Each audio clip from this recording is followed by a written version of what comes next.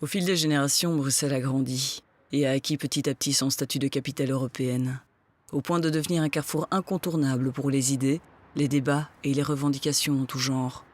À l'heure d'aujourd'hui, la capitale de la Belgique accueille chaque année plus de 350 manifestations revendicatives.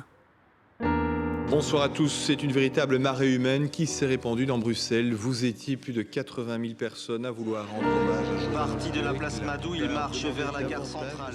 Autre manifestation à Bruxelles, cette fois 3 jours après les crimes racistes dans Mais leur combat est plus large.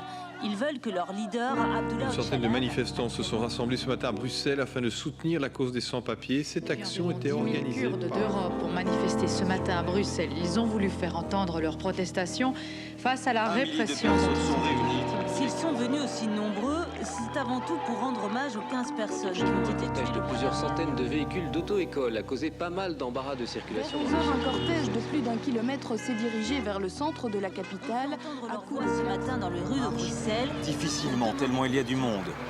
La foule est dense, compacte, impressionnante. Ils sont 80 000. Ils étaient environ 10 000 ce matin dans les rues de Bruxelles.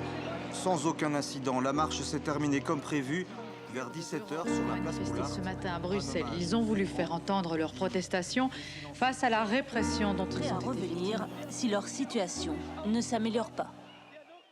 Je pense que ça reflète un peu la situation objective aujourd'hui, c'est-à-dire une situation où les attaques contre la population en général, elles ne font qu'augmenter sur différents terrains. Et donc, de plus en plus de gens qui se retrouvent dans la nécessité de se mettre véritablement en action. Et je pense que c'est ça que ça représente essentiellement, le nombre augmentant des manifestations. Et pour moi, la perspective qui est devant nous, c'est une augmentation des luttes, c'est une augmentation des mouvements revendicatifs.